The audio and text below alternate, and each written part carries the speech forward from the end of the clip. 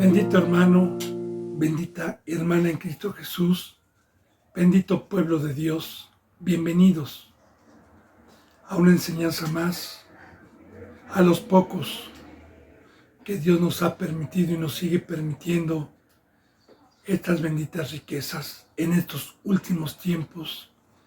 Yo deseo con todo mi corazón que la bendita presencia del Dios Todopoderoso y la de nuestro Señor Jesucristo esté presentes en cada uno de ustedes, que usted venga con temor, con temblor, que venga con credulidad, que venga con un corazón quebrantado, humilde, delante de Dios, para que esta bendita presencia esté mediante su conocimiento y mediante practicar este bendito camino, para que podamos seguir teniendo la bendita cercanía, la bendita reconciliación que nos trajo Jesús con el Creador de los cielos y de la tierra, el Todopoderoso, y guardar todas estas riquezas y estas bendiciones que nos sustentan y nos mantienen firmes en estos últimos tiempos, para que cuando venga nuestro Señor Jesucristo a juzgar, a pedir cuentas, estemos delante de Dios con la frente en alto delante de Él, para glorificarle y recibir el premio celestial. Son los deseos de Dios por medio de su siervo bendito hermano y bendita hermana. Yo he rogado a Dios antes de abrir esta bendita palabra, con todo temor reverente, para que Dios me permita el privilegio de exponer su bendita palabra, de ser un instrumento de su bendita palabra. Le he pedido que me permita hablar con denuedo. Le he pedido también, bendito hermano y bendita hermana, por cada suscriptor, por cada seguidor, por los que daban un seguimiento y ya no lo dan más, para que Dios los humille y los traiga de regreso, por los que estén predestinados por Dios para encontrar estas enseñanzas por este medio o por cualquier otro medio santo puesto por Dios y no por el hombre, para que dé un fruto de vida. He pedido y he rogado por todos los que estamos aquí en México, en Estados Unidos, en España, en Ecuador, en Perú, en Colombia, en Brasil, en Puerto Rico, en Chile, en la India, en Venezuela, en Argentina, en Uruguay y hoy en Japón, en China y en todo lugar donde Dios permita, no nada más por los que vienen o están aquí por este medio, sino por cualquier otro medio santo puesto por Dios y no por el hombre, y por todos mis hermanos en Cristo Jesús que permanecen en la verdad. Son las oraciones cotidianas. Bendito hermano y bendita hermana, continuemos con esta bendita enseñanza que corresponde a la enseñanza número 53 de este día viernes. Abramos nuestras Biblias, por favor, en Primera de Samuel, capítulo 17, versículo 46. Vuelvo a repetir, Primera de Samuel, capítulo 17, versículo 46. Hermano y hermana, ayer nos quedamos viendo el fruto de Dios, la llenura de su Espíritu Santo, con un humano que Dios escoge, y vimos el fruto que este varón tenía, porque Dios lo escogió de entre todos sus hermanos, porque al destituir Dios al ex rey Saúl, o al rey Saúl, pero que ya no tenía el favor de Dios, y se proveyó de este rey, sabemos, bendito hermano y bendita hermana, que Dios nos ha permitido profundizar el fruto que debe de tener uno mediante la fe, mediante la presencia de Dios, para poder tener el privilegio de ser escogidos. Y de igual manera, la presencia de Dios que nos da valentía para ir a quitar todo fundamento, todo lo que se levanta en contra del conocimiento de Cristo, todo lo que quiere intimidar, e ir a pelear contra el adversario y contra su pueblo. Estamos viendo, bendito hermano y bendita hermana, cómo David fue a pelear con un gigante llamado Goliat, con un filisteo y cómo está hablando con denuedo, donde dijo: Jehová te entregará hoy en mi mano, yo te venceré y te cortaré la cabeza, que ayer Dios me permitió profundizar sobre la cabeza y sobre el vencer también, y daré hoy los cuerpos de los filisteos a las aves del cielo y a las bestias del campo. Así, bendito hermano y bendita hermana, en el Antiguo Testamento, como una sombra de lo que iba a venir, sabemos que cuando un animal o un ser humano muere y queda el cadáver y no tiene sepultura y muere en algún valle o en el bosque o algo, hay aves carroñeras, como los buitres, como los cuervos, como las águilas y algunas especies de aves carroñeras que se alimentan de los cadáveres. De igual manera, como una sombra de lo que estamos viendo aquí, en el Nuevo Testamento, la vida representa la presencia de Dios en nuestras vidas. La vida representa ser seres espirituales. La muerte representa cuando se me sale el Espíritu Santo, cuando Dios se aleja, entonces quedo muerto, quedo separado y quedo en carne. Quedo como cadáver, simbólicamente. Y las aves del cielo carroñeras, los que comen carne, son los demonios. Porque los demonios se alimentan de la carne. Como dice la bendita palabra, desde Génesis le dijo Dios a la serpiente: ahora te arrastrarás sobre tu pecho y comerás polvo. Y nosotros somos polvo cuando no tenemos a Dios. ¿Qué dijo la palabra? Polvo eres y al polvo volverás. Y los que son de polvo son los seres muertos, los seres de carne, y ese es alimento de Satanás.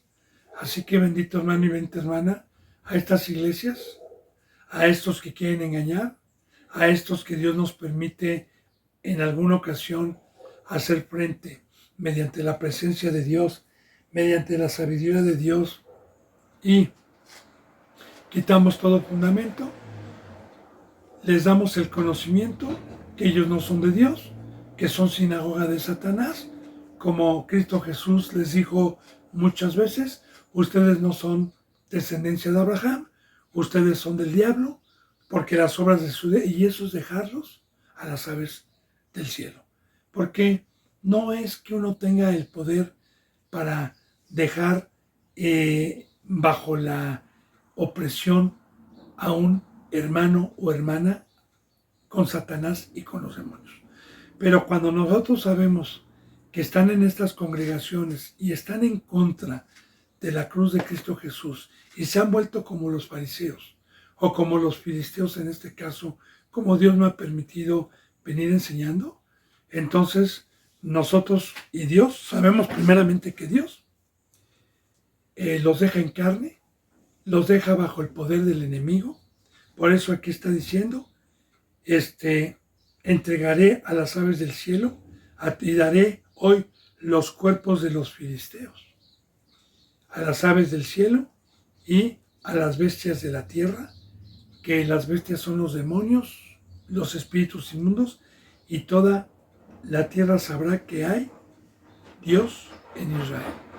Y así, bendito hermano y bendita hermana, yo le doy gloria a Dios, yo testifico, yo doy testimonio, porque en estos 18 años que Dios me ha permitido permanecer firme, guardado del engaño, guardado de la mentira, guardado de la muerte, ahora sé que hay un Dios, porque solamente Dios me puede guardar de todas estas cosas, y solamente Dios y mi Señor Jesucristo me pueden dar victoria.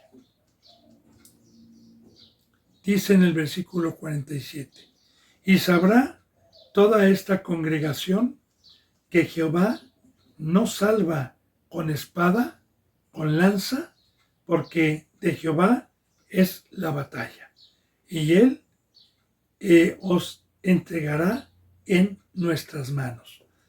Claro que esto es simbólico, bendito hermano y bendita hermana, porque sabemos que Jonatán usó una espada con su paje de guerras, sabemos también que hay muchos versículos bíblicos y muchas historias del Antiguo Testamento donde se usaba la espada, donde se usaba el yelmo y Dios les daba victoria.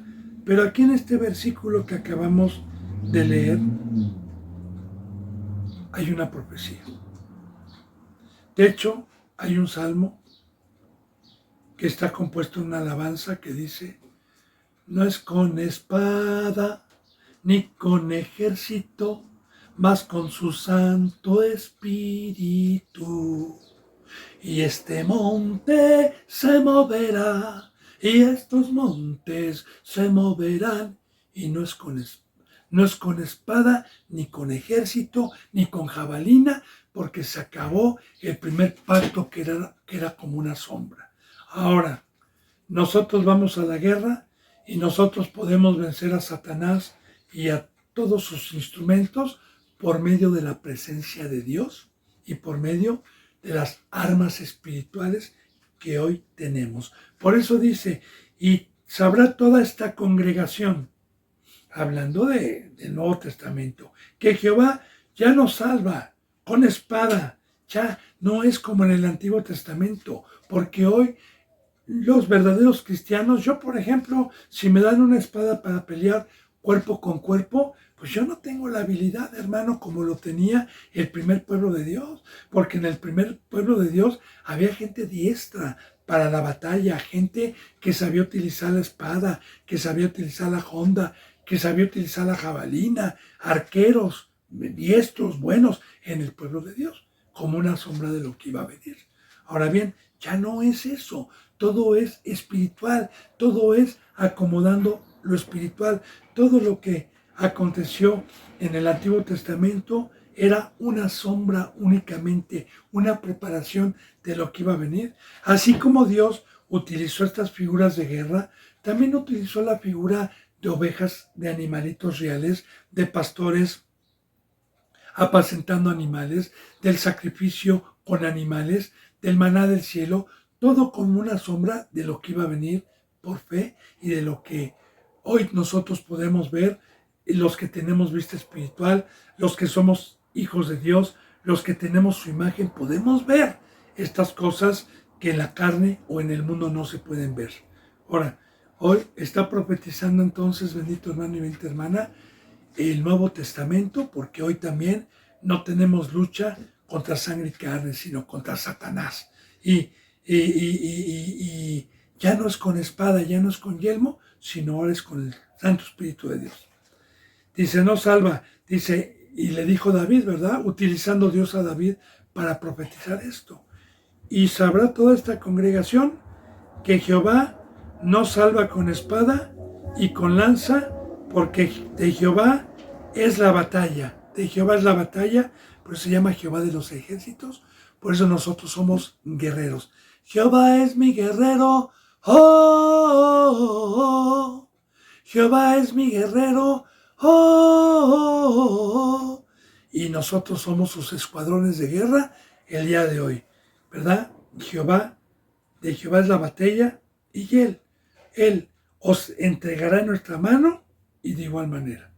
Así, bendito hermano, yo le daba testimonio el día de ayer, cómo Dios, por medio de su presencia, ha entregado en mi mano a los falsos representantes, a las falsas iglesias. En mi mano es la obra que Dios me ha permitido. Les recuerdo que cada que vemos nosotros las enseñanzas de mano, representa el trabajo, representa la obra. Y dice en el 48, y aconteció que cuando el filisteo se levantó y echó a andar para ir al encuentro de David, David se dio prisa y corrió a la línea de batalla contra el filisteo. Aquí de igual manera, no le intimidó.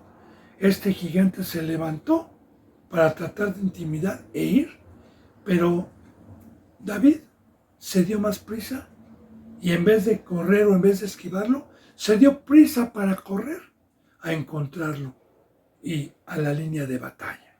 Se dio prisa contra el filisteo.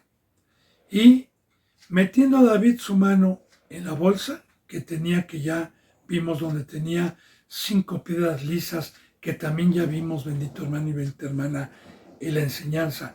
A los que están dando un seguimiento claro, ¿verdad?, de las piedras lisas que estaban en el arroyo y que las sacó del arroyo, que todo tiene simbolismo.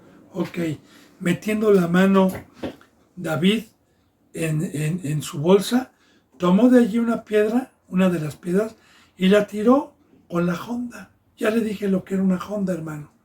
Y hirió al filisteo en la frente y la piedra quedó clavada en la frente y cayó sobre su rostro. Ahora, ¿qué le dije que era la piedra o las piedras a los que van dando un seguimiento? Les he dicho, bendito hermano y bendita hermana, que todo es simbólico en el Antiguo Testamento y que las piedras, primeramente la piedra principal es Cristo Jesús, y que Dios utiliza estas enseñanzas para darnos, edificarnos en el conocimiento, porque una piedra es fuerte, una piedra sirve para edificar, una piedra sirve para edificar una casa, para cargar una piedra. Así que estas piedras lisas vimos que son piedras trabajadas por Dios y que la iglesia conjunta en un cuerpo de Cristo vence y a la cabeza, vence la sabiduría de Satanás. Ayer también Dios me permitió hablar de la cabeza.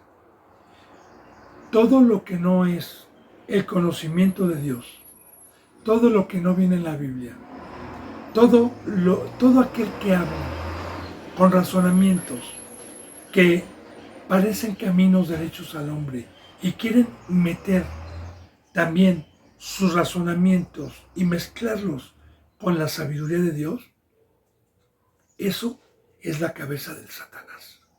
Y aquí, en una congregación sana, como también lo dice en el libro de Esther, que este varón guardaba la puerta de la casa de Dios, que nosotros somos atalayas, que nosotros estamos velando precisamente para que en esta congregación o en el pueblo de Dios o en la casa de Dios no entre herejía, no entre la sabiduría de Satanás, no entre una mezcla, como en esas iglesias que hoy se llaman tibias y que Dios las va a vomitar, en esas iglesias que quieren estar sirviendo a dos señores.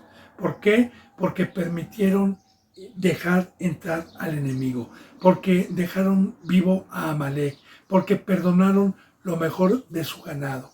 Así hizo el rey Saúl, pero este rey David, más bien, este varón David, escogido por Dios, es totalmente diferente. Él no perdonó, él lo hirió en la cabeza, y herir en la cabeza el día de hoy, hermano, es levantarme contra los que están en contra de la cruz, en contra del evangelio, y sacar esta espada, sacar estas armas y destruir todo argumento, destruir toda sabiduría que no es de Dios y destruirla y herir el razonamiento y no permitir dentro de la congregación a Satanás. Ahora, por eso representa, lo hirió en su cabeza. E hirió al filisteo en la frente y la piedra quedó clavada en la frente y cayó sobre su rostro a tierra. Murió. Y aquí de igual manera, bendito hermano y bendita hermana, quiero decirle que representa esto. A Cristo Jesús, cuando por ejemplo, uno de los muchos ejemplos, ¿verdad? El enemigo lo tentó en el desierto y no pudo, dice que entonces se alejó, y le dejó. De igual manera, estas falsas congregaciones que rodeaban a Cristo como toros de Bazán, cuando Cristo Jesús sacaba su espada, cuando Cristo Jesús les hablaba de la palabra, ¿qué cree que hacían? Se separaban, huían. Acuérdense que la palabra separar es muerto. Y cayó con rostro sobre tierra. Dice en el 50, así venció David al filisteo con honda y piedra, que ya vemos que representa hoy el cuerpo de Cristo, e hirió al filisteo y lo mató, sin tener David espada en su mano. Y aquel, queriendo intimidar, y mató a un gigante. Y lo mató. Entonces corrió David y se puso sobre el filisteo.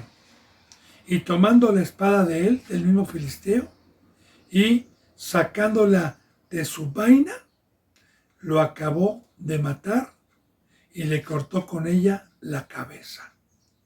Lo acabó de matar. Entonces yo creo que quedó inconsciente con la piedra clavada y con la espada, la misma espada de él, lo mató. ¿Qué significa esto? ¿Qué significa la espada del enemigo? Su sabiduría. Y con esa misma sabiduría y con esos mismos argumentos que vienen en contra de Cristo, con esa misma sabiduría, con esa misma les declaramos mentira y con esa misma espada los matamos. Como dice un proverbio en el mundo, va, el pez por su propia boca cae.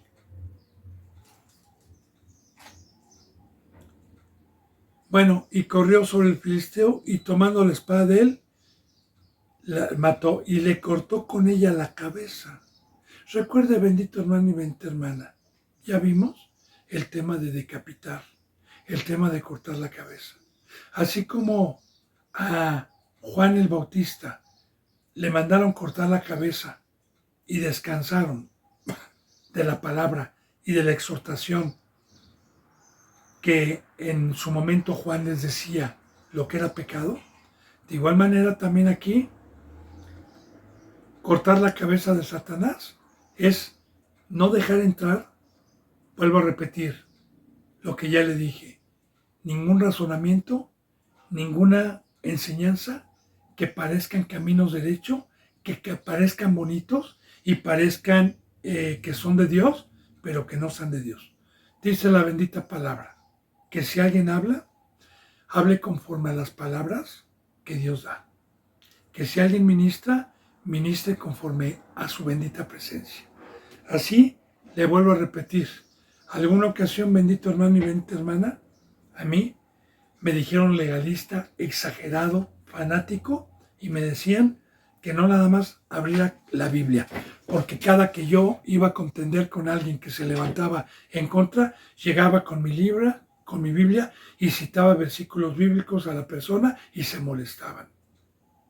Y me decían, no, sí, soy cristiano, conozco la Biblia, pero también usa tus razones. Le digo, no, aquí no se deja entrar. Aquí tenemos, como David, el poder de Dios para no dejar entrar a este gigante, para no dejar y que venga y nos intimide. Aquí le cortamos su cabeza.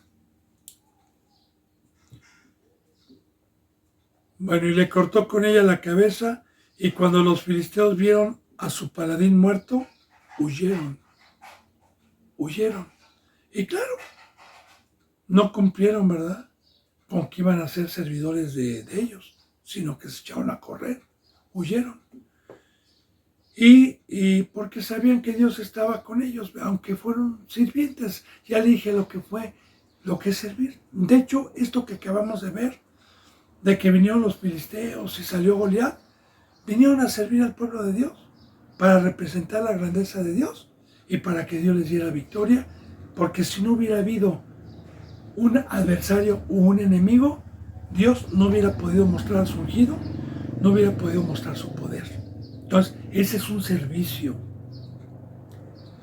Dice en el 52, levantándose luego los de Israel y los de Judá, gritaron y siguieron a los filisteos hasta llegar al valle y hasta las puertas de Cron, y cayeron los heridos de los filisteos por el camino de Saraim hasta Gat y Ecrón. Como dijo Dios por medio de David, hoy estos filisteos van a ser comida de las aves, y tú también, de las aves y de las bestias del cielo. Y lo que dijo David se cumplió. Ahora, de igual manera que aprendemos aquí, bendito hermano y bendita hermana, cuando hay un verdadero representante que no le intimida el diablo y le hace frente, la iglesia, la congregación, Dios la bendice para tomar valor y para perseguir a estas iglesias y perseguir todo argumento que se levanta en contra y sacar la espada de la verdad y no ceder a la intimidación o a las enseñanzas. Yo le ponía el ejemplo del gigante, algunas enseñanzas que Dios me permitió en vida propia.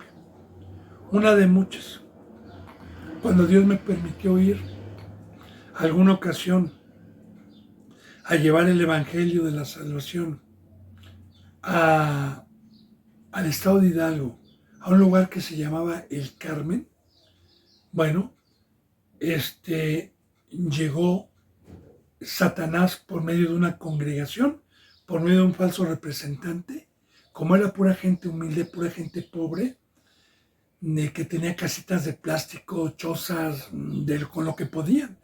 Muchas veces cerraban sus casas con cartón, ¿no? Con lo que podían. No había agua, no había electricidad, tenían fosa séptica. Y Dios me permitió llevar el Evangelio. Y ya tenían estas personas como 3 o 4 años edificadas. Y con gozo, con paz. Pero desobedecieron porque permitieron escuchar una voz extraña, un falso representante que llegó disfrazado de ángel de luz con cara de piedad y empezó a intimidarlos, empezó a llorar y a decirles, es que el Dios que les vienen a predicar no es ustedes no tienen ni tinaco, no tienen ni agua, Dios no quiere que ustedes vivan esta vida, no es cierto, hermano, usted si no manda a sus hijos a la escuela, usted si no trabaja, hermano, van a morir, mire cómo están, mire. Y mire, Dios les añadía el alimento, hermano, nunca les faltó, y les añadía el vestido. Nunca, como lo que Dios, todo el tiempo que yo estuve yendo, nunca les faltó un bocado de pan de parte de Dios, ni tampoco les faltó el vestido, hermano. ¿Sí? Entonces, llegó a meterles temor. ¿Qué va a ser de tus hijos? Mañana van a morir. Si viene una enfermedad, ¿de qué van a vivir? No van a poder, no tienes ni triciclo, no tienes nada, mira. Y los intimidó y les dio miedo y dejaron la cruz y se fueron a una obra infructuosa. Pero nosotros, a los que creen, a los que ven cómo vencemos a este gigante con nuestras vidas, porque nosotros debemos de dar ejemplo, de predicar con ejemplo, porque en el momento en que un verdadero representante está en la cruz, está crucificado para el mundo, y estamos crucificados para el mundo, en el momento que nosotros podemos caminar sobre el mar, en el momento que nosotros no tenemos ningún apetito de la mesa de Satanás y el pueblo que lo ve, los hermanos que lo ven, y cuando nosotros quitamos todo argumento, toda altivez, toda soberbia, cuando enfrentamos a estos falsos representantes y huyen, entonces el pueblo se arma de valor y de igual manera saca la espada, saca la sabiduría, saca la palabra de Dios para herir a los adversarios con la palabra de Dios. Bueno, levantándose luego los de Israel y los de Judá gritaron el grito de guerra y siguieron a los filisteos hasta llegar al valle y cayeron los heridos de los filisteos por el campamento de Saharaim hasta Gad y Ecrón. 53, versículo 53. Y volvieron los hijos de Israel de seguir tras los filisteos y saquearon el campamento. Saquearon todo su botín, todo lo que tenían. ¿Por qué? ¿Qué representa también esto que saquearon su campamento? Todo el oro, la plata. Que Dios, hermano, a veces permite como enseñanzas no tomar nada de ellos, pero también a veces permite como enseñanza, como en Egipto, que Dios permitió que salieran con todo el oro y con toda la plata que tenía Egipto. También representa, bendito hermano y bendita hermana, que cuando nosotros estamos en la obra, cuando nosotros estamos dando testimonio y contendiendo ardientemente por la fe, Dios nos da riquezas, Dios nos hace más santos, Dios nos da crecimiento, Dios nos da sabiduría, Dios nos da riquezas espiritualmente hablando. Dice, y David tomó la cabeza del filisteo y la trajo a Jerusalén, pero las armas de él las puso en su tienda. Las armas que le quitó, las puso en su tienda. Y de igual manera, ¿qué es esto? Bueno, primeramente, hermano, sabemos que nosotros la cabeza de Satanás la tenemos decapitada y la tenemos a la vista. ¿Qué es a la vista? Que los hermanos y las hermanas y el pueblo de Dios que está en la verdad saben que el enemigo está muerto y que aquí no se le permite entrar con ningún razonamiento. Y de igual manera, David, las armas que le quitó, la espada, la jabalina y las armas que traía este paladín, este gigante, se las quitó y las puso en su tienda. ¿Qué significa el día de hoy?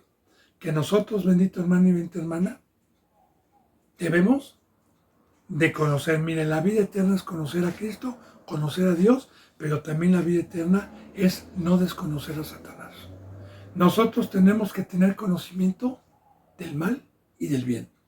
Yo recuerdo alguna ocasión, cuando predicaba, que habían unos cristianos que se decían cristianos que vinieron a escuchar la palabra, y cuando yo toqué la palabra Satanás me decían, no hermano, no nombre aquí al diablo, no, no le tiene temor, no le tiene miedo, y pues yo me quedé, pues ahora sí que decir, pues no son cristianos, ¿no? Se dicen cristianos, pero están engañados. La bendita palabra, hermano, nos dice que la sabiduría, la madurez espiritual, en Hebreos lo dice, es discernir entre el bien y el mal. Aquel hermano o hermana en Cristo Jesús que tiene el conocimiento y la riqueza de parte de Dios de conocer el engaño y la estrategia de Satanás y su sabiduría y saber cuando la voz es del diablo o es de Cristo, es porque ya tuvo un crecimiento espiritual, es porque ya nadie lo puede engañar, hermano. Porque como dice la bendita palabra, nosotros, para dar palabra, debemos de conocer perfectamente a Satanás, perfectamente su astucia, y debemos de guardar sus armas, porque la espada representa su sabiduría. Debemos de guardar nuestras armas, sus armas, en nuestra tienda, en nuestro corazón, para que con esas mismas armas peleemos cuando se nos vuelva a presentar. Dice, y cuando Saúl vio a David que salía a encontrarse con el filisteo, dijo a Abner, general del ejército. Abner, un general del ejército que estaba con Saúl. ¿De quién es hijo este joven? Que ya lo sabía. ¿Se acuerda que cuando Saúl vimos hace 2 o 3 enseñanzas atrás que cuando un espíritu lo atormentaba, un siervo de Saúl le dijo, yo conozco a un varón que sabe tocar el arpa para que traerlo, para que cuando usted esté atormentado, él toque y una vez que vino David que le amó, él supo, hijo, ¿de quién es este hijo? Y le dijeron de Isaí. Y ya él lo sabía. Pero, ¿sabe también, hermano y bendita hermana, que aprendemos? Que cuando uno peca, cuando Dios ya nos quita el favor, se nos olvida siempre. Mire, yo le voy a dar un testimonio sobre esto. En alguna ocasión, una de muchas ocasiones, había un hermano que tenía ya 7 años en la palabra, tenía discernimiento, pero el hermano, Dios lo puso en el sur de la ciudad, a cargo también de unas ovejitas, y 3 veces a la semana nos juntábamos todos. Bueno, Cuando el hermano venía y escuchaba la palabra, decía, banquetazo, hermano, qué bruto. Y yo me quedaba así, le decía, oye, hermano, pues si esto que estoy viendo ya lo vimos y usted lo tiene que enseñar. Esto ya lo habíamos visto hace mucho tiempo. Y me di cuenta que estaba pecando por detrás, hermano. No retenía la palabra, se le olvidaba. Y cuando venía y la volví a escuchar, lo que ya había tenido, otra vez el banquetazo. Y le da gloria a Dios. Pero mira, la bendita palabra lo dice así. Que el que viene a la palabra y no es hacedor de la palabra, es como si se ve en el espejo y dice, ay, mira, tengo ojos grandes, tengo nariz, tengo boca, mira, sí, soy de tez blanca, etcétera. Y dice que cuando se va, al poco tiempo se le olvidó cómo era. Y dice, así es todo aquel que viene a la palabra, le escucha y no es hacedor de ella. Se le olvida. Entonces, otra vez dice, ¿de quién es hijo este joven? Al ver que venció al filisteo. Y Abner respondió, vive tu alma, oh rey, que no lo sé. Abner no lo sabía. Y el rey dijo, pregunta de quién es hijo este joven. Que acababa de vencer al filisteo. Y cuando David volvía de matar al filisteo, Abner lo tomó y lo llevó delante de Saúl, teniendo David la cabeza del filisteo en su mano. Ahora vuelvo a repetir, bendito hermano y bendita hermana. Saúl no le cortó la cabeza al rey, que Dios le había dicho que le cortara la cabeza y no perdonara su vida. Ya le dije lo que significa eso. Al contrario de Saúl, que perdonó a este rey, David no lo perdonó y en su mano traía su cabeza. ¿Qué representa su mano? La diestra, la obra. Y nosotros, aquí está muerto Satanás. Aquí su sabiduría no entra. Aquí tenemos también en la mano la cabeza, pero no con espada ni con ejército, sino con la presencia de Dios, hermano. Dice, y le dijo Saúl, muchacho, ¿de quién eres hijo? Y David respondió, yo soy hijo de tu siervo Isaí de Belén. Y también, hermano, ya había profetizado Dios que de este varón Isaí iba a salir toda una descendencia de reyes y sacerdotes. De hecho, vamos a ver genealógicamente que de este varón viene toda la descendencia de Judá, hasta que nace María y José, los padres terrenales de nuestro Señor Jesucristo, y que de esta simiente viene nuestro Señor Jesucristo. Y también vamos a ver que de esta simiente Dios levantó puros reyes. Bueno, yo soy hijo de tu siervo Isaí de Belén, porque de Belén, en ese lugar bendito de Israel, donde se lleva a cabo también, donde nuestro Señor Jesucristo, pues su niñez, su nacimiento de Belén. Vamos a empezar el 18, bendito hermano, 18:1. Aconteció que cuando él hubo acabado de hablar con Saúl, el alma de Jonatán quedó ligada con la de David y lo amó Jonatán como a sí mismo. Aquí aparece por segunda vez, bendito hermano y bendita hermana, Jonatán.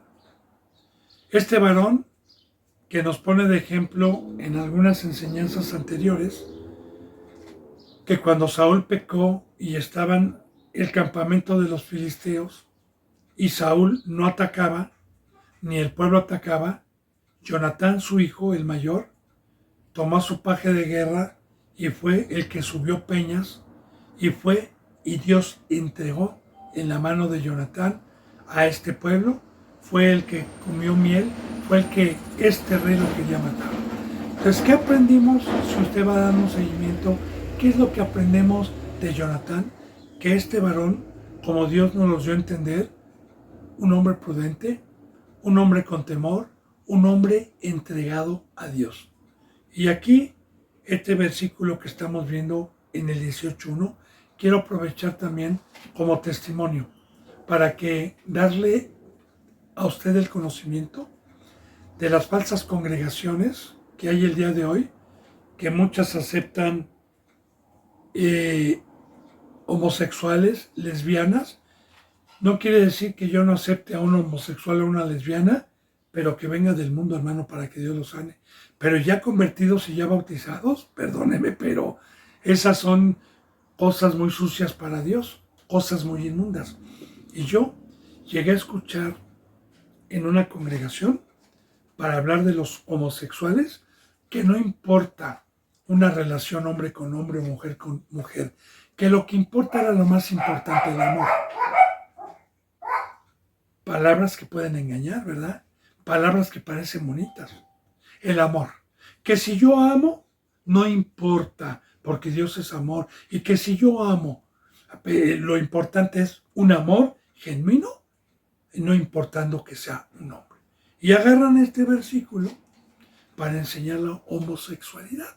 Así tú haces. Y de igual manera también para enseñar de las lesbianas, también agarran el libro de Ruth, cuando Ruth le dice a Noemí, ya no me digas que regrese para atrás, tu Dios va a ser tu Dios, tu tierra va a ser tu tierra, donde tú mueras yo moriré, yo estaré contigo, y también utilizan esos versículos. Pero vamos a profundizar esto, hermano. ¿Qué significa proféticamente? ¿Qué es el conocimiento? ¿Qué es esta bendita riqueza que estamos viendo aquí? Bueno, aconteció que cuando él hubo acabado de hablar con Saúl, David, el alma de Jonatán, su hijo, quedó ligada con la de David, quedó ligada. Ahora bien, todos los que guardamos con temor y temblor en este nuevo pacto, la bendita presencia de Dios nos viene a unir con los santos, con los que tenemos la presencia de Dios, y si otro hermano tiene la presencia de Dios, nos viene a unir con ligamentos, con coyunturas, nos viene a unir para ser un solo cuerpo, para ser uno solo con Dios y con Cristo, para ser un cuerpo. Porque, bendito hermano y bendita hermana, el poder de Dios en el Nuevo Testamento nos vino a dejar la amistad del mundo, los seres que no tienen el Espíritu, aún mucha familia que no quiso la cruz, que no quiso, familia de carne y sangre, que no quisieron la cruz de Cristo, que no quisieron creer en esta locura, y que los que tenemos el Espíritu nos unió y nos separó de los de la carne y sangre, hermano. Pero, mire, hermano, es un fruto que viene en automático. No es que yo elija, ¿verdad? Dejo a mis primos de carne y sangre, dejo a mis hermanos de carne y sangre y convivo todos los días con mis hermanas y mis hermanos en Cristo Jesús unidos. No, no, no, no. No es una elección, no. Es en automático, hermano. Yo soy santo, un hermano es santo y automáticamente quedamos ligados. No, no viene nada de nosotros. Es otra riqueza que Dios nos da. Y claro que los que quedamos ligados para una obra, quedamos ligados para ser el cuerpo de Cristo Jesús, quedamos unidos, como en el libro de los Hechos. Todos aquellos que los llamaba Dios, todos aquellos que se bautizaban y recibían el Espíritu Santo, dejaban todo, hermano, dejaban casas, dejaban padres, dejaban todo y estaban unidos, estaban en familia, estaban y crecía la congregación, hermano, y estaban juntos, partiendo el pan fraternalmente todos los días juntos. Entonces, vamos, hermano, estas benditas riquezas, estas benditas enseñanzas como una sombra de lo que iba a venir, ¿verdad? Entonces, el alma de Jonatán quedó ligada con la de David y lo amó Jonatán como a sí mismo. Ahora, el amor, lo amó. ¿Qué es el amor? Porque también estas enseñanzas están muy mal comprendidas. Tanto que muchos cristianos todavía participan del 14 de febrero, del amor, del Día del Amor y la Amistad, tanto que todavía piensa que un cristiano, el amor es dar un ramo de flores a su madre, un ramo de flores a su esposa, darles una bolsa de chocolates, comprarles un coche. ¿Piensan que eso es el amor? No, le voy a hablar un poquito del amor para no desvirtuar la palabra como lo que le dije. Mire, primeramente, el amor no proviene del ser humano. El amor proviene de Dios. La bendita palabra nos enseña en el Nuevo Testamento, en 1 de Juan, capítulo 4, versículo 7, que Dios es amor. Que Dios es amor. También nos enseña la bendita palabra, y Dios nos dijo que no es que nosotros lo hayamos amado primero a Él, desde que entró el pecado y estábamos muertos, sino que Él nos amó primero a nosotros. Ahora, claro, si Dios es amor y Dios se alejó de nosotros por medio del pecado, pues nos quedamos sin amor, o sea, sin Dios. Hoy te voy a decir cuál es el fruto del amor. Primero estamos introduciendo. Porque cuando Cristo Jesús vino, no había nadie con Dios, no había nadie que tuviera el Espíritu Santo. Ahora, Él nos amó primero dándonos a su Hijo. Ahí empezamos a analizar el amor. ¿Qué es el amor? El amor es dar todo y no aferrarme a algo y quedármelo. Dios nos amó de tal manera que ha dado a su unigénito Hijo para que todo aquel que en Él cree no se pierda y tenga vida eterna. Dios nos dio a su Hijo y vino y se despojó de sí mismo y vino Dios por medio de su Hijo para reconciliar al mundo con Él. Ahora, así nos amó. Ahora, una vez que fuimos amados y nos llamó y nos sanó y nos curó y nos dio su bendita presencia, entonces podemos hacer el segundo mandamiento. El primer mandamiento, podemos hacer el primer mandamiento. El primer mandamiento que Dios me da es amar a Dios. Y ahí habla de amor ya. Pero sin amor, ¿cómo puedo amar a Dios? ¿Y qué es amar a Dios? Bueno, me llamó, Dios me amó primero, me llenó de su amor o me dio su amor, que es su bendita presencia y es el Espíritu Santo en mi vida, para entonces amarlo. Ahora, ¿qué es amar a Dios? Amarás a tu Dios con toda tu mente, con toda tu alma, con todas tus fuerzas, con todo tu cuerpo. ¿Qué es amar a Dios y qué es el amor? El amor. Y le voy a poner un ejemplo muy claro para poder introducir esto que ya se lo había puesto. El verdadero matrimonio y el verdadero amor que proviene de Dios, claro.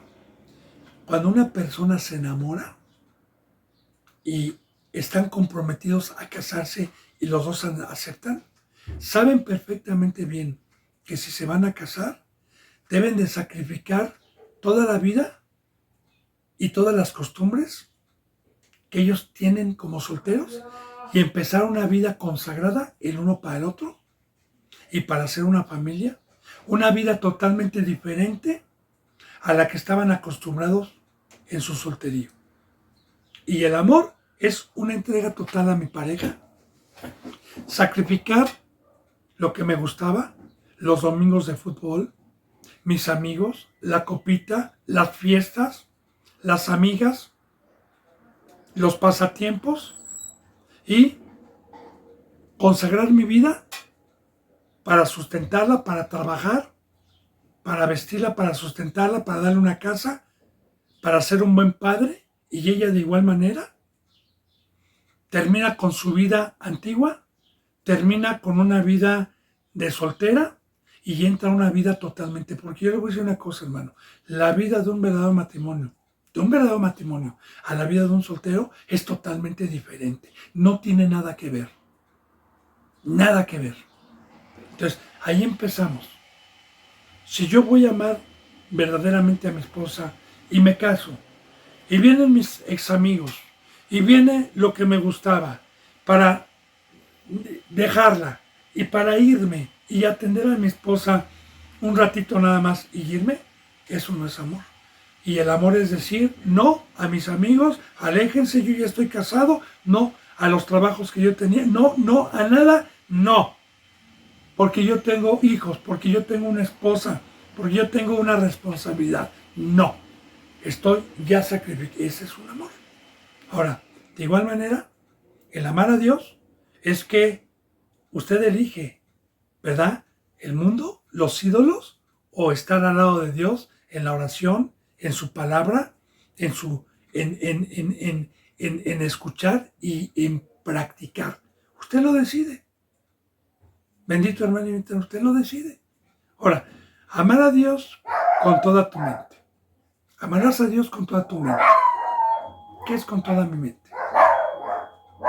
Yo le digo a usted, ¿cumple usted el primer mandamiento, hermano? ¿O usted en qué está pensando en el día? ¿En negocios? ¿En dinero? ¿En Facebook? ¿En internet? ¿En viajes? ¿Tiene afanes? ¿Tiene preocupaciones? ¿Está pensando en sus hijos? ¿En llevarlos a la escuela? ¿En que sean profesionistas? ¿O qué tiene en su mente? Porque en mi mente está el meditar de día y de noche. En mi mente no hay nada que entre que no sea Dios. Por eso nos habla de una muerte. Por eso nos habla de una separación. Por eso nos dice, deja el mundo, deja la esclavitud, porque para poder estar en este camino, para poderme amar, necesitas no tener pendientes, no tener ídolos, no tener otro Señor, no tener nada para que puedas amarme, por sobre todas las cosas. Entonces, una persona que se casa, en su mente está su esposa, su casa y sus hijos, no hay otra cosa. Ahí empezamos. Ahora, si yo tengo a Dios, lo puedo hacer. Amarás a Dios con toda tu mente, con toda tu alma. El alma es mi sangre. O sea, ya le dije, mi vida es para mi esposa. Lunes, martes, miércoles, jueves, viernes, sábado y domingo. Si yo voy a trabajar en el mundo, o sea, poniéndole ejemplos, ¿verdad? Es para mi esposa, porque todo lo que gane va a ser para llevarlo para la casa. Va a ser para seguir pagando la casa. Va a ser para el sustento de mi esposa. Va a ser para el sustento de mi hijo. Total, estoy trabajando para mi esposa y para mis hijos. Y el tiempo que yo tengo un reposo, estoy con mi hijo y estoy con mi esposa.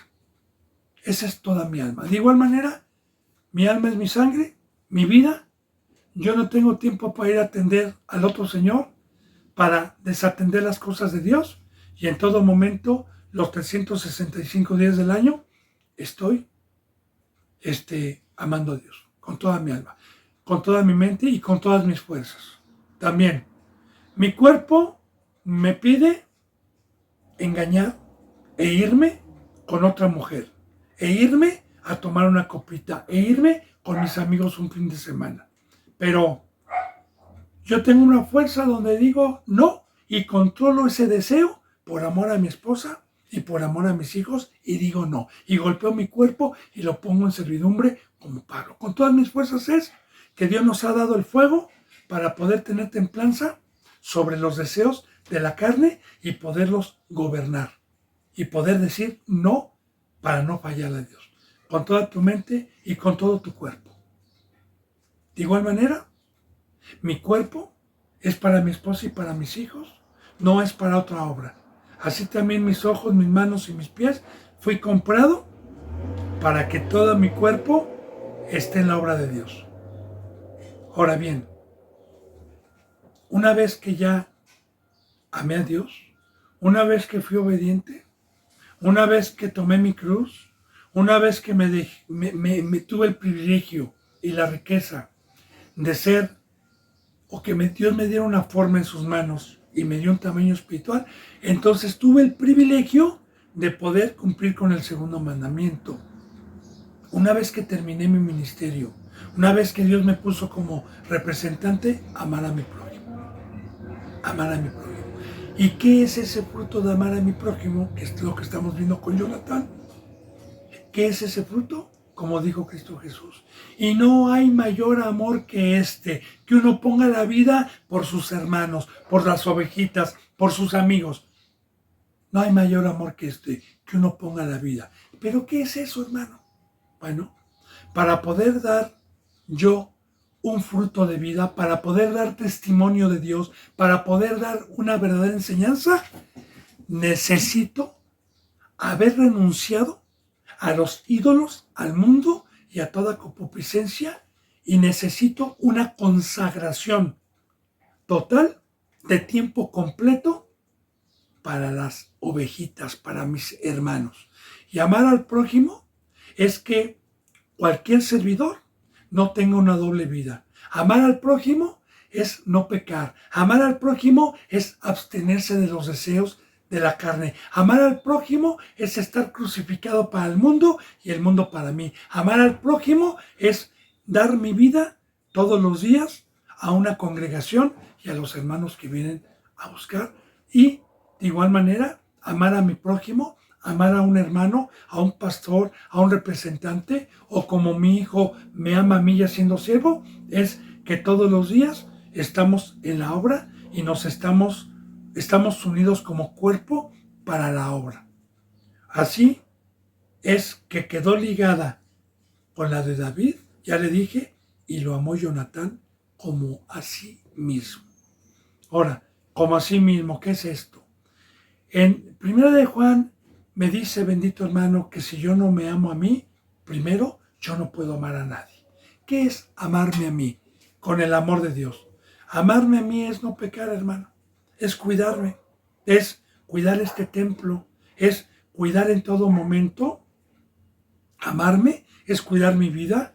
Es cuidar el templo de Dios. Es velar por mí, primeramente por mí, para ir a poder curar. Porque si yo soy alcohólico, ¿cómo voy a poder ayudar a alguien que es alcohólico? Si yo soy drogadicto, ¿cómo voy a poder ayudar a alguien que es drogadicto?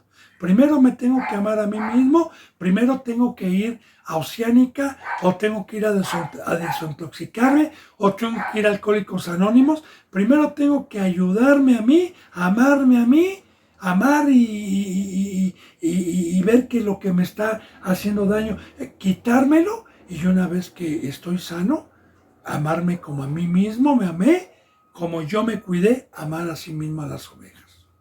Pero todo esto es un fruto de Dios, hermano, no de uno.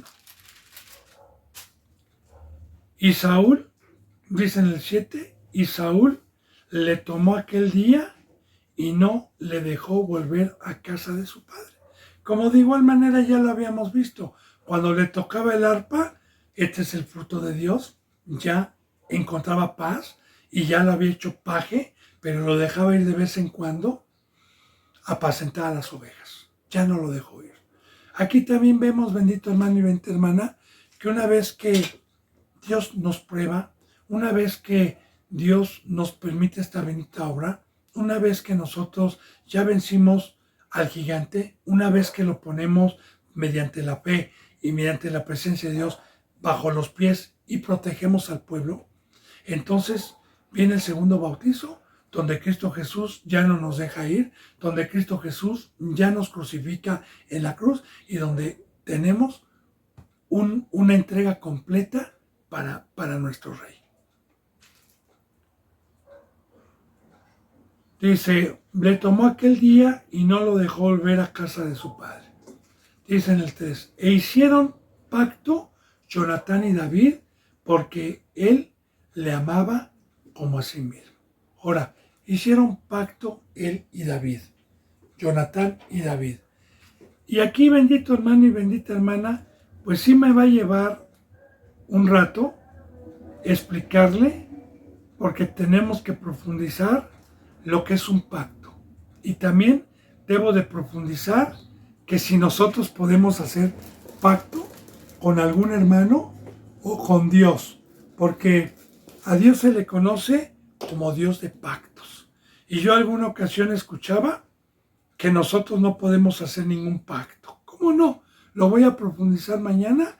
Si Dios lo permite, vamos a profundizar lo que es un pacto y cómo puedo yo hacer un compromiso con algún hermano en Cristo Jesús que nos amamos y nos une con coyunturas la presencia de Dios. Y lo que es amar, hacer un pacto con un hermano. Bueno, eso lo vamos a profundizar porque se me ha ido la hora. Bendito hermano y bendita hermana, yo me despido con un abrazo y con el beso del ósculo santo. Hasta mañana, si Dios lo permite, y gracias.